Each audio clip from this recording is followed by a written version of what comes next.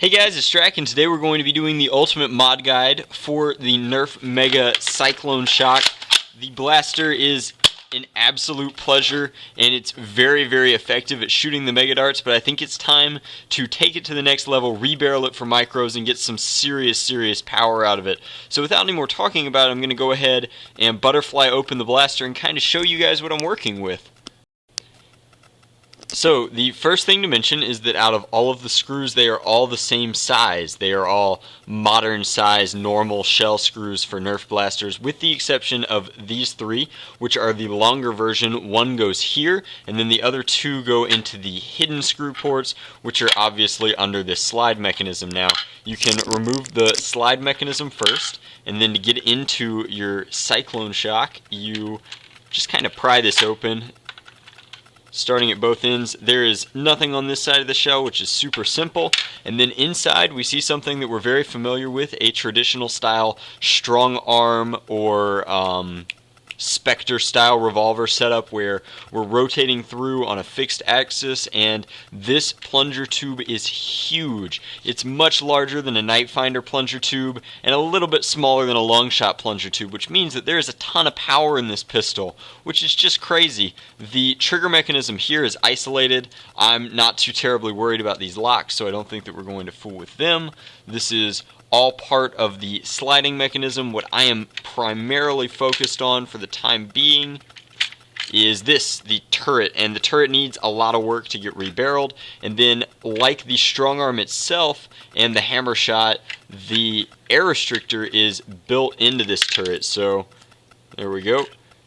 You can see that the plunger rod is huge, has plenty of rubber padding on the front, which is just awesome. It's a telescoping plunger rod, which is really cool. It compresses down and extends out, which is very neat. It's a good use of space. And then if you look inside, you can see that this is also tapering into the actual seal.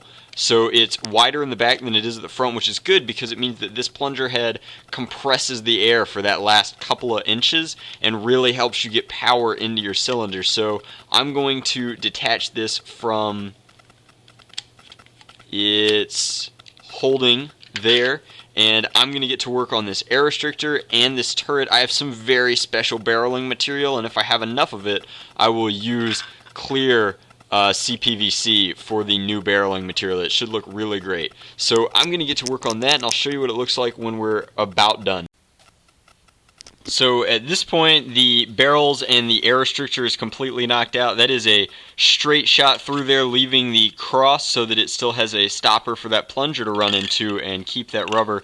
Then over here you can see that I've made 6 identical clear CPVC barrels that just have an ideal Springer fit for Elite darts. I reamed out the front by hand and then sanded that so they chamber a lot easier than if you tried to just get them in there raw. So I am very excited about this. You can see that it's about the same length as a Mega Dart, so it should show through on the cylinder, which will be really neat. Now all I have to do is find an appropriate spring to do a spring upgrade, and then I'll tweak the catch a little bit, and everything should be good to go.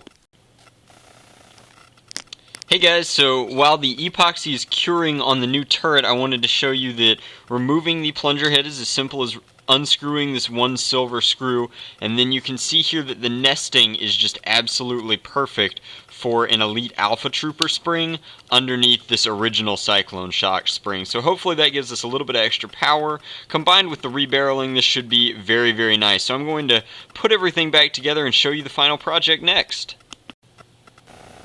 So this segment shows two things. One, it's a good look at the internals completely installed, and then two, I believe this to be a trigger lock that prevents you from pulling the trigger while you're priming it, and I'm going to remove it because I don't think that I'd ever do that, but I A, don't like having locks in my blasters, and B, not having them means that the operations are simpler and the mechanism should be smoother overall. Alright guys, so it is raining, which is a shame, but I wanted to get this video out as soon as possible.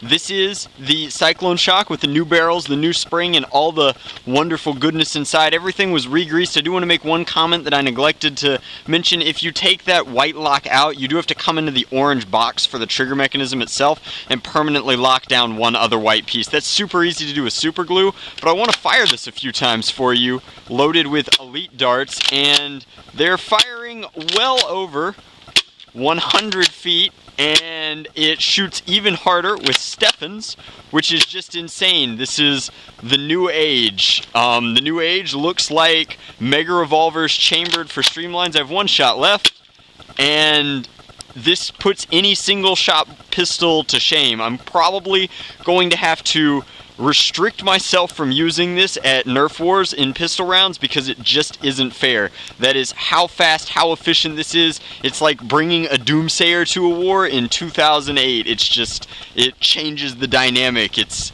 very, very powerful, and I could shoot this thing all day. It is just so much fun, and this mod guide takes it to the absolute next level. So for everyone else, the rain is starting to get a little bit higher, but thanks for watching. I really appreciate it. Hopefully this mod guide works out well for you, because this is just an absolute joy to wield now.